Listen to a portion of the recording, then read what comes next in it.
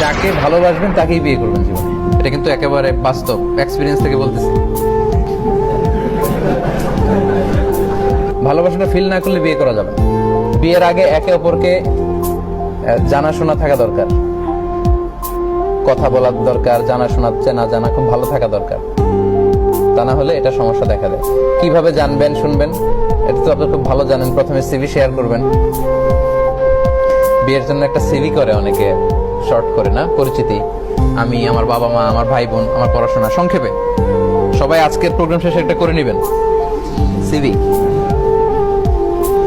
যেহেতু pre marriage essentials topic, so এগুলো নিয়ে তো স্টেপ বাই স্টেপ আমাকে বলতে হবে।